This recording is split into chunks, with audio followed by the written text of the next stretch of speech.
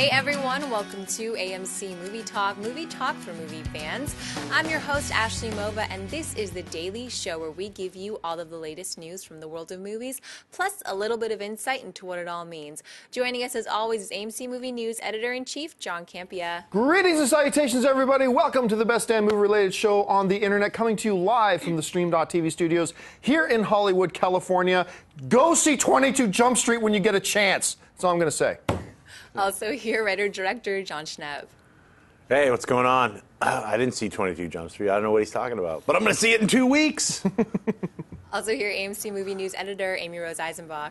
What up, guys? And I fully support his statement. You saw it last night, too. Really hilarious. Enough that I'm going to go see it again on Monday. Yeah, I mean, that we actually, Amy Rose, myself, Christian Harloff, Chris Lee Kennedy, and a bunch of other people, we went to go see a screening of 22 Jump Street last night, and we are definitely going to do a spoilers review for it. Miller and Lord are geniuses. All I'm going to say is that unbelievably funny. So good. So that's all I'm going to say for now. Anyway, so Ashley, what's up?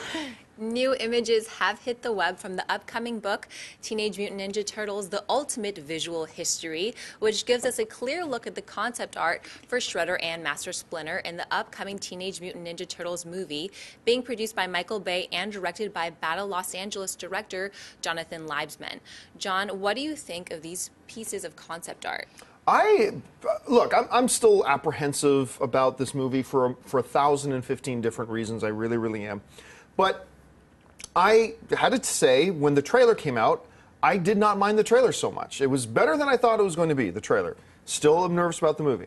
The concept art, I think, looks great. The Shredder one, he's a little over-metalized to me, but the concept, like of each arm having like 4 blades on it, you know, that were coming out in varying lengths, like out from the elbow and stuff like that, pretty damn terrifying. And I do like the Splinter design. I really do. I mean, I don't know how you blow a Splinter design. It's a rat that walks and knows kung fu. Right. But still, I really do like it. So while I still have major apprehensions about the movie, I give credit where it's due. I like the images. Amy Rose?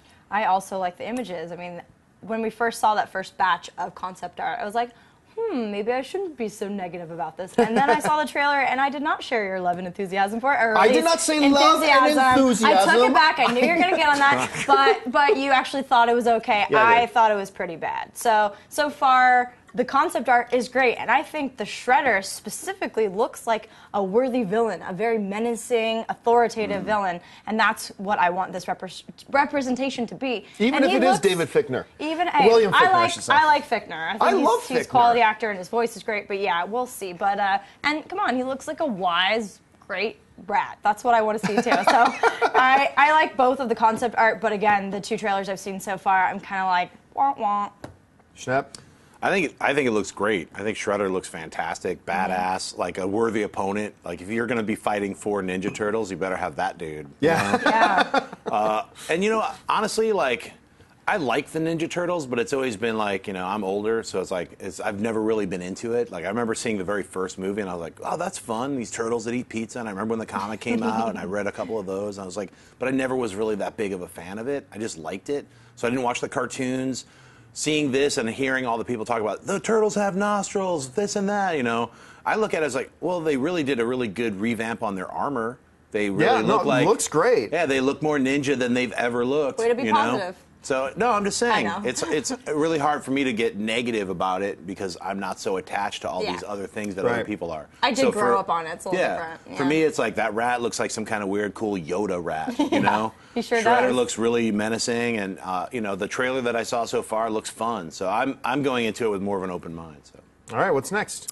In a recent interview with IGN, actor Ben Foster revealed that his character in the upcoming Warcraft movie is the mage known as Medivh, sometimes referred to as the last guardian of Azeroth. Foster also went on to give the following details about the story of the film. What's exciting about Duncan Jones' take on this video game is that it shows both sides of the war. It shows both sides of a conflict, which is exciting to me. It's not just a video game turned into a movie, it's asking, hopefully, an important question of where do we limit our compassion for what we consider to be the bad guys? Schnepp, what do you think about Foster's comments? they're amazing, and for someone who spent many hours researching Death and Decay, you know what side I'm on. So at least it's going to be a good representation of both sides of the battle, and that sounds exciting to me, because if you play Warcraft, in any of the iterations of Warcraft, it's an entire world where you can play both sides, so to speak. So there really is either your side or their side. Whether you're good or bad is up to you. So I think that just that one paragraph is very telling of that it's going to be story first. So. Amy Rose? Yeah, I love what he said. Foster is, no question, one of my favorite actors. Every time he gets in a role, you don't see a shred of Ben Foster in there. He completely immerses himself in whatever character is supposed to be. And I admittedly don't play MMO games. I've always been more of an FPS fighting game kind of gal. But Duncan Jones is exactly the kind of guy to bring this rich world. I know a lot about why people love this so much, why it's been so successful, because there's so much richness and content. And I love everything he said. And Duncan Jones, I mean, he's going to be great at this. Moon, source code, like he's good at this genre, and I think we're going to get a good video game adaptation finally. So Ben Foster has made a career out of taking relatively small roles in films and completely stealing the movie. Totally. Whether it's the mechanic, whether it's 3:10 to Yuma, Oof, that which role. how you upstage, I said this before, but how you upstage Christian Bale and Russell Crowe, two of the best actors in the world today, Yep. and you upstage them both.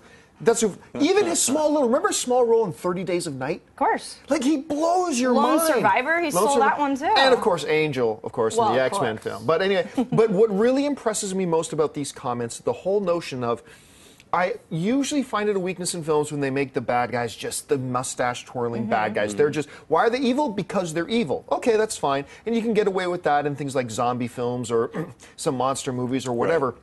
But when you have sentient creatures, I love it when they have more layers. And this whole comment about how understanding compassion for the villains, where they're coming from. Remember, in every conflict, there's two sides to the story. And even though they're the Horde, they're the Orc army, whatever, I'd like to understand them a little bit more. And it sounds like you're right. The way you put it is perfect, John. The whole idea that it's going to be story-centric. Yeah. This movie's going to be story-centric, and when you add that to the world that World of Warcraft can be, or just Warcraft can be, then I think you've got the potential for the first actual good video game to movie adaptation of all time.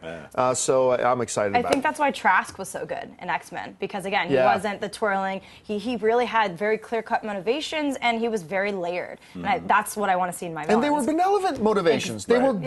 Exactly. He wants world to peace. unite humanity. Exactly. So this sounds great. All right. Well, folks, listen, we've reached that part of the show I believe we've reached that part of the show. We have. For buy or sell. Here's how this works. In front of her, Ashley's got a few other items in the world of movie news. She's going to run them down, and then Amy Rose, Schnepp, and I are simply going to say whether we buy it or sell it. So, Ashley, what do we got?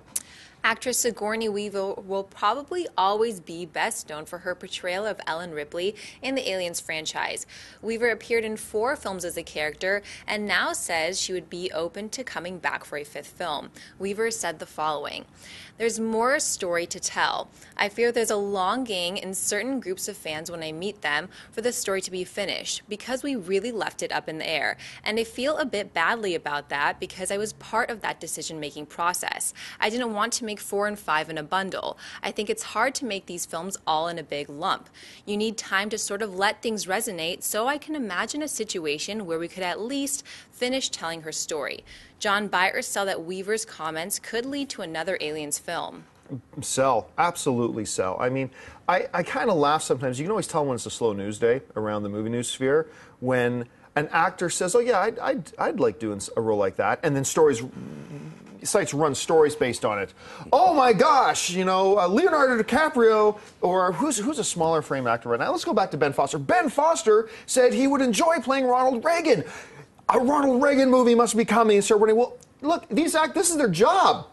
Unless you are like a Christian Bale or a Russell Crowe or guys like that, you have to go out and audition and get these jobs and pay your bills and accumulate your fortune, whatever it is. But these guys, of course, they're going to say they'd like to do that role. Of course they are. That doesn't mean there's anything actually happening. And yeah, Sigourney Weaver would like to go back and would be open to going back and doing another Aliens film. It has nothing to do with her, though, this whole decision-making process. I'm sure the execs at Fox are not sitting back and going, you know, we'd really love to do another Aliens film, but there's just no way we could get Sigourney Weaver to come back. If only she would come back. And that was the one thing holding them up. But now she says she'd be interested. Well, let's get the wheels in motion then.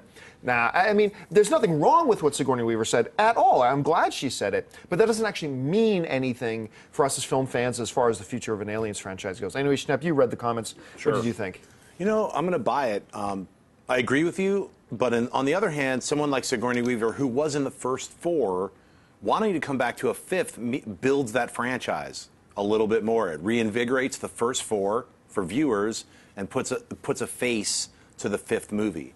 Like the Prometheus didn't have a face, and it was even like distancing itself from the Aliens franchise. Very far. Yeah. We actually need an Alien 5 to get rid of the Alien Predator movies and things like that. So, and I think she's saying, hey, we kind of stumbled on Alien 4. You know, it ends with her, spoilers if you haven't seen it, it's been around for 20 years. It ends with her in a spaceship flying towards Earth. So, I mean, obviously there's an alien on cargo kind of situation there. So who's to say what's going to happen in Alien 5, how they're going to tie that in if they do a Prometheus sequel, if it's going to be called Paradise or whatever, how all these things can tie in together. If they do a good job, they could wrap the Prometheus sequel in with Alien 5 and make this amazing universe better, than strengthen it. So I buy it just for that.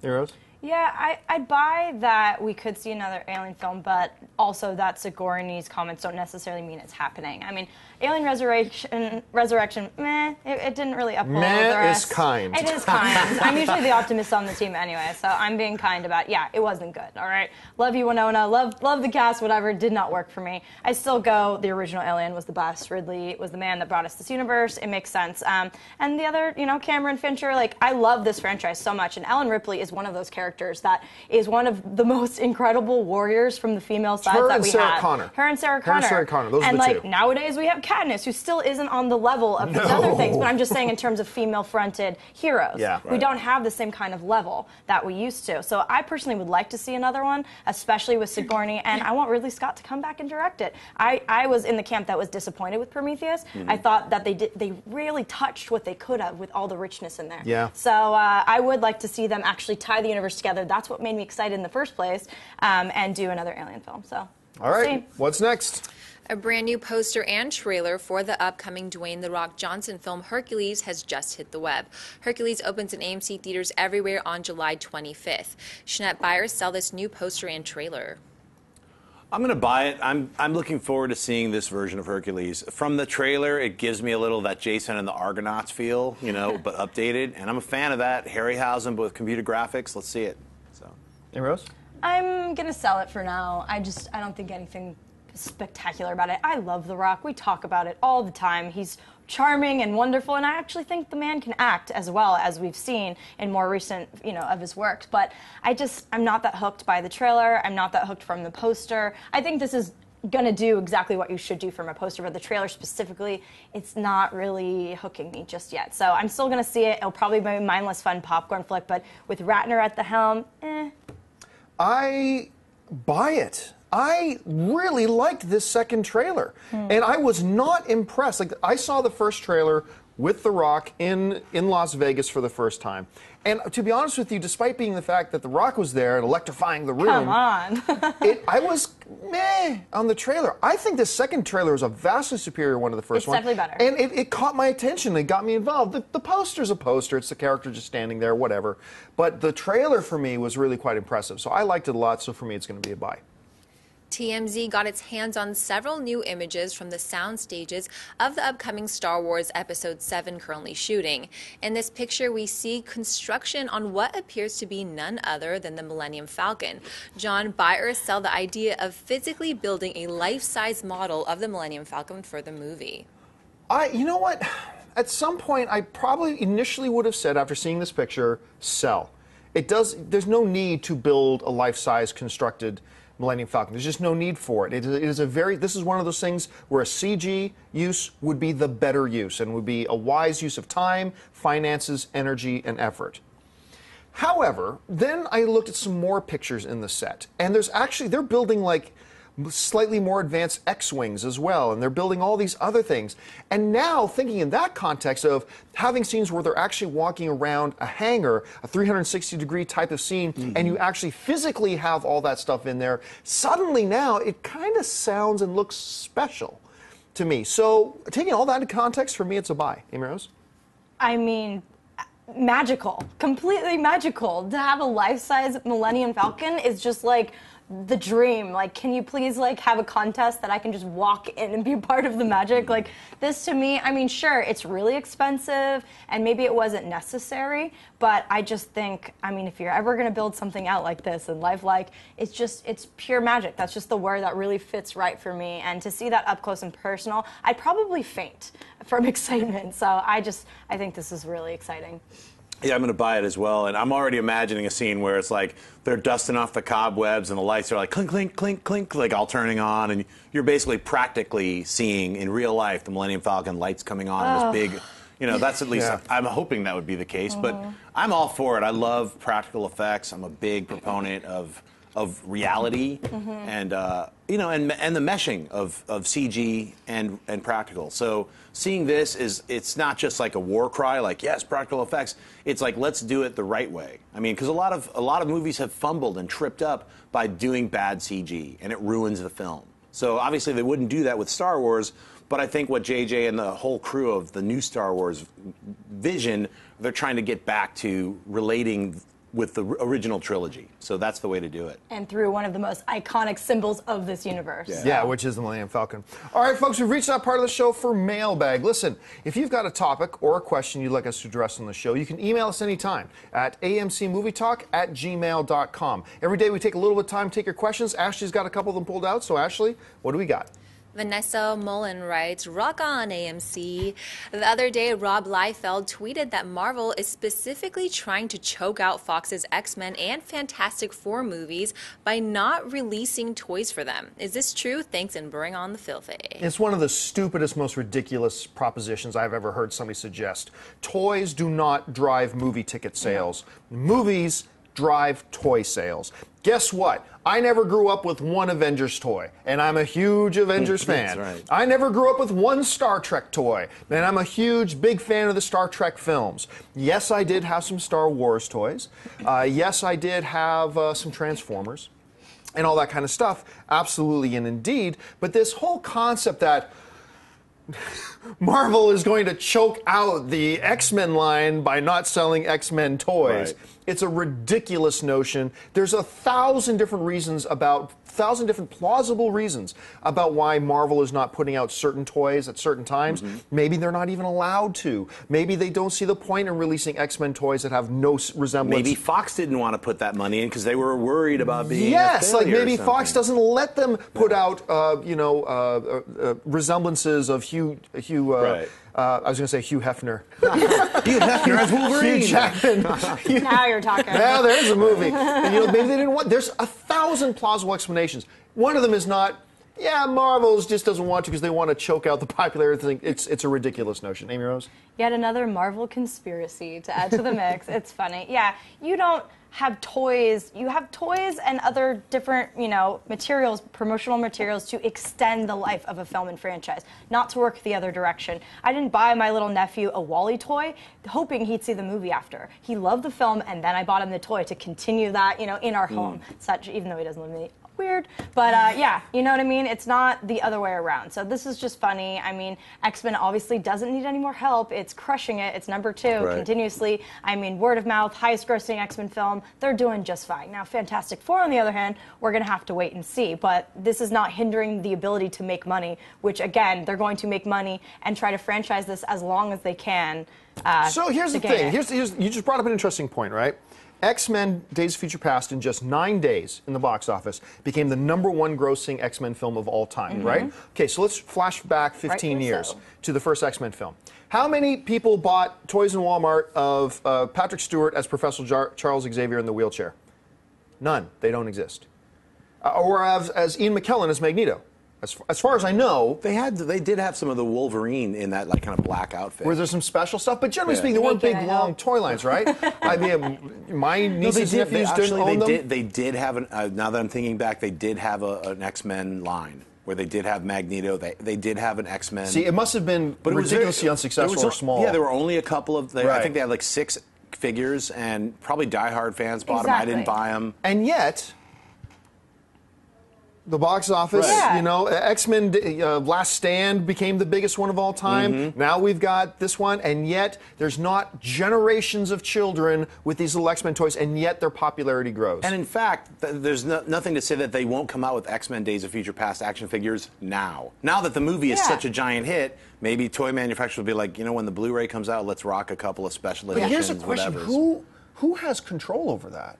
Well, honestly, who has control? Because obviously Marvel has the right to do animated stuff with these characters. I don't know that they have the right to make toys, especially based on Fox's movies version. So I don't know. When Fox have them in some capacity because they have the movie rights, Fantastic is it Four separate? came out, they had all those Fantastic Four movie tie-ins. Yeah. I mean, they were obviously they said Marvel, but they were like directly related to the movies. I mean, there's a rumor going around now that they're going to freeze out the Fantastic Four, like cancel both Fantastic Four comics to try to get, you know, Fox angry. You know, we're not going to support. Goodness. It's like it has nothing to do with the fact that nobody buys Fantastic Four Well, comics. there's like the last one was like 40,000 people bought the last issue. I was just reading an article this morning. I was like, that's 40,000 people, and they equated it to that's $400,000 in box office. If every single person who bought that issue went to see it, so it's meaningless. So these kinds of things about the toys and the comics, it's something to just like point a finger at. I think it's more so, you know, like, hey, they're figuring out like we're going to rebrand the franchise, or we're going to relaunch Fantastic Four, give it a break for a minute, maybe wait for the movie to build up. Who knows what they're going to do? Same thing with X-Men. Rob Liefeld, if they did action figures with him, they're always missing the 6,000 teeth and the missing feet. So, I mean, I would say, like, do a Rob Liefeld line. I'll buy it. You know, I would totally buy Rob Liefeld's tiny baby feet and 6,000 corn teeth. You know, let's do it. I'm in. I want 7 figures. Variants. All right, what's next? Tom Berry writes, love the show. Since the Star Wars The Clone Wars TV series is now considered canon, what would you think if Lupita Nyong'o played Asajj Ventress? Before you hit that, just to let you know, if you were watching us live, by the way, we understand there's been some streaming troubles with the live show. But if you can hear me saying this, just go on in. We're going to save a few minutes to answer some live questions. So tweet in some questions to @AMC Movie News, and we'll answer some of your live questions. Getting back to this, yes. Yes. I say yes to this in every conceivable possible way that I can. Amy Rose? Yeah, I completely agree. I mean, first of all, Lupita, I mean, some people were talking about on the show the other day, like, why do you guys want to see her be a Sith? Why do you want to see her be this? But I just, because of what she won the Oscar for, which played this tortured, like, little lamb of a character who's so strong and so just like destroyed by, you know, the awful cruelties of that film, I would love to see her take that control and take that power and be menacing and awesome. And I mean, this is great. This is great. And physically, come on. Yeah, it's kind of right like, there. It's kind of uncanny. So. Yeah, you know, it's interesting. I read some of the comments on the show from yesterday, and people were saying, a lot of people, I guess, didn't see 12 Years a Slave. They were like, well, it makes sense. She was a villain in 12 Years a Slave. I started laughing. I was like, sorry, man. What? It's about slavery, and it was oppression, and she was a slave. It was a horrible, horrible, tortured role, the opposite of a villain. So, but why she won the Oscars, because she played that role so amazingly well that she was the top of the entire year for the Academy. So to see her play any role in Star Wars is going to be awesome. What we're all talking about is, wouldn't it be cool to let her have this kind of amazing power, you know, released, because she can do it. You can see it in some of the sequences in 12 Years a Slave when she's expressing her anger over certain situations. You can see the possibility in a lot of ways. She could be a Jedi as well. I mean, we don't know. Obviously, she's in Star Wars, so it's going to be one of the two. So. Yeah, see, Ventress is the one that ever since we mentioned the possibility of Lupita being in this, that's the character I've always pictured her playing. But some other people in the chat board were also saying, like, I didn't buy her as a Sith because, like, she's so physically small. I just don't buy that she could kick ass and stuff like that.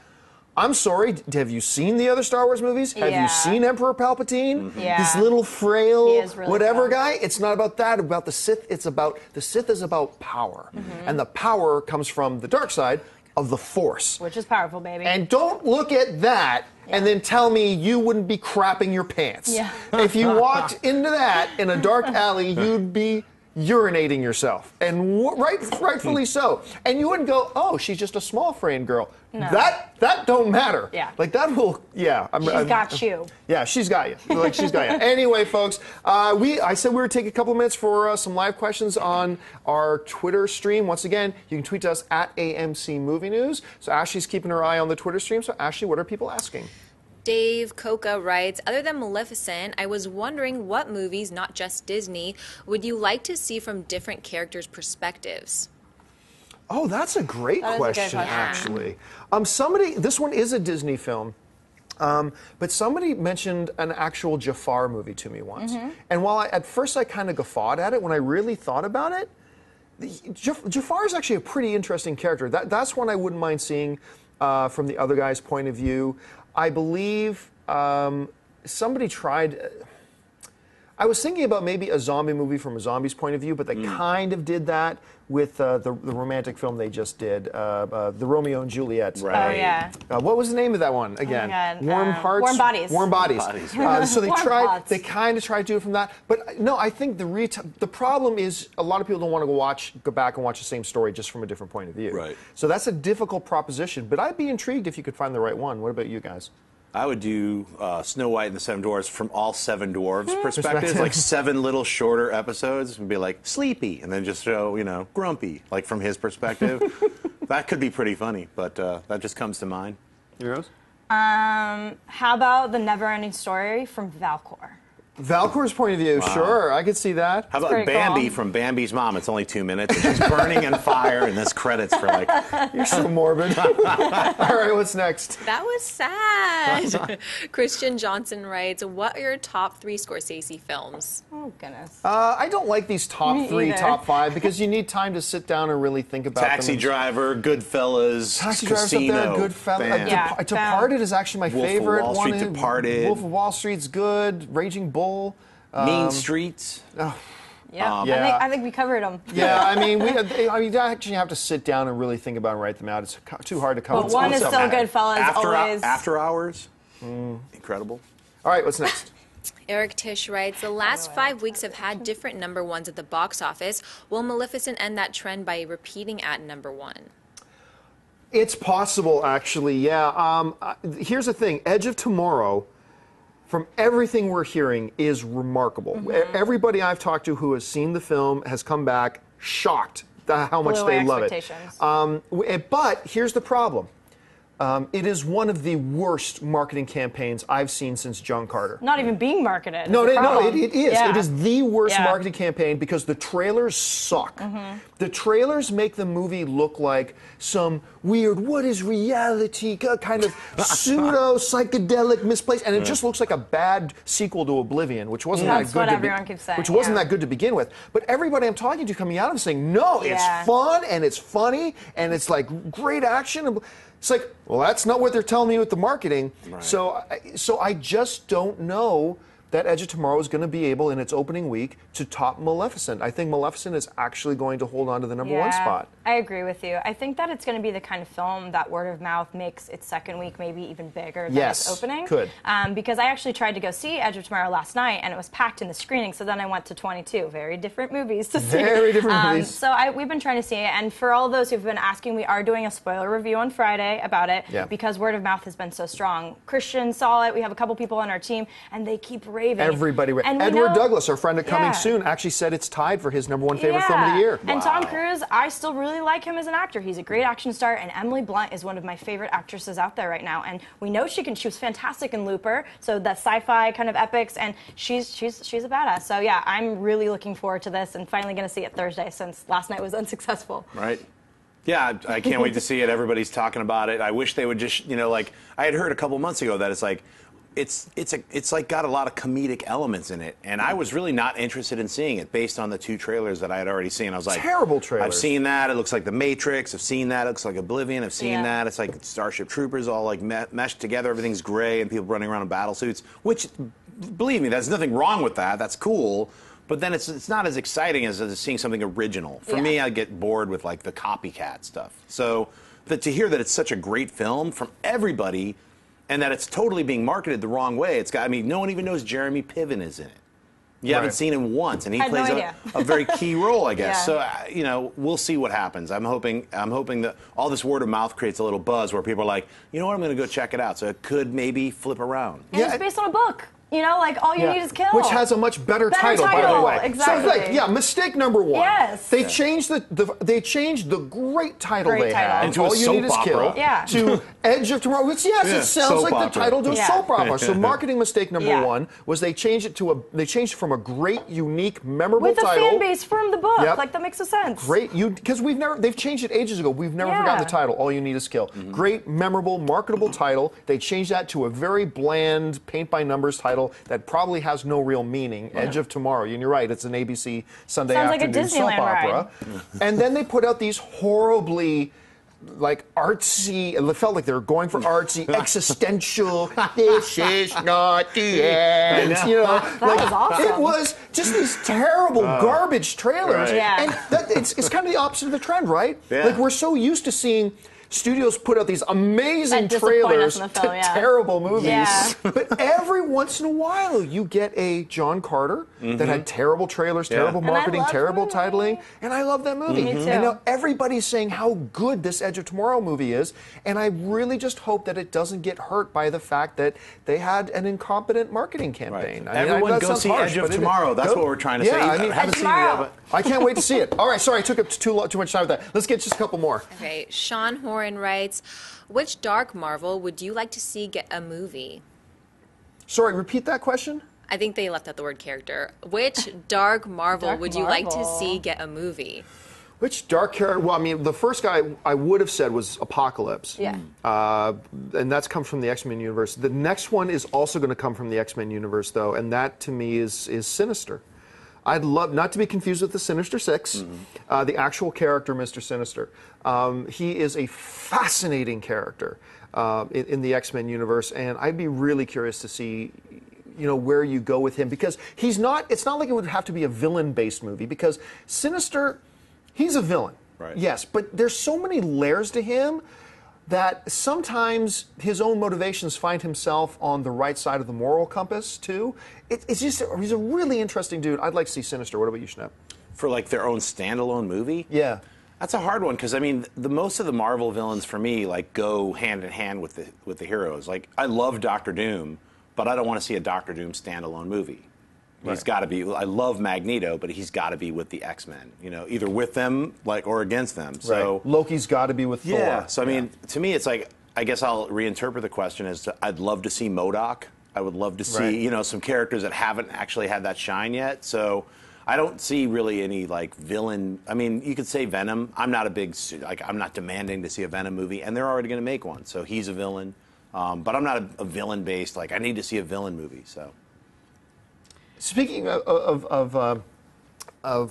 Venom, though, Anne just brought home the latest issue, or one of the newest issues of Guardians of the Galaxy, and Venom is in Guardians of the Galaxy now. Yeah. No, I saw that cover. He joined up with Guardians of the know. Galaxy, and I was like, wow, that's interesting. How did this happen? But Anne knows a lot more Which about you'll than I never do. see in a film, so Yes. don't get that movie Yeah. right now. I actually think it'd be cool to combine the question from before from the villain's perspective, because I do think Apocalypse lends himself. His backstory is fascinating. Yeah, the Ensemble North stuff is incredible. Fascinating. And we saw a glimpse of that, and people were like, he's too young. Well, then you don't really know the story of Apocalypse. So I think that it would be really cool to show from the villain's perspective, and you don't need to twist it like the Wicked approach, where they're not as evil as they seem. They can be evil and menacing, but to show why they're this way and kind of the origin. That actually is a good idea for a television series. If they did, Marvel wanted to do villains, and every week it's from the villain's perspective, them getting beat down and caught, or whatever, the Mad Thinker. What's he thinking about? The Mad Thinker. Yeah. All right, folks, so that'll do it for us. We're all out of time. Thanks so much for joining us today. Don't forget, lots of great movies playing at AMC theaters right now, including advanced tickets for Edge of Tomorrow, which apparently is just awesome. Head on over to www.amctheaters.com for your theater, showtime, and your movie ticket information. Also, don't forget to click on that subscribe button to become a subscriber to our AMC Movie News YouTube channel, and click the thumbs up button if you like this video, just a way of letting us know that you like what we're doing. Also, if you want an audio-only version of the show, look in the description of this video for our iTunes podcast feed. I want to thank the people sitting at the table with me. First of all, Senior Editor of Movie News here at AMC, Miss Amy Rose Eisenbach. Amy Rose, where can people find you online? On Twitter and Instagram at Amy Rosie. Thanks so much. And right beside her, writer-director, Mr. John Schnepp. You can guys find me at Instagram and Twitter at John Schnepp, and I'll be at the Phoenix Comic-Con Thursday, Friday, Saturday, and Sunday. Awesome. Come by. And our lovely host today, Miss Ashley Mova. Ashley, wearing red today. Where can people find you online? You guys can find me on Twitter at Ashley Mova. Happy Tuesday, guys. The camera cut over too late. You missed her doing her little thing. It's quite adorable. And you can find me on the various social media networks just at John Campea. Thanks a lot for joining us, guys. My name's John Campea for AMC Movie News. And until next time, bye-bye. Hey everyone, if you liked this video, click that thumbs up button and make sure to subscribe to our AMC Movie News YouTube channel. It's free and helps you stay up to date with all the latest movie news, as well as our daily AMC Movie Talk show. Also, make sure that you follow us on Facebook and Twitter to stay up to date with all of our special promotions, contests, and prize giveaways.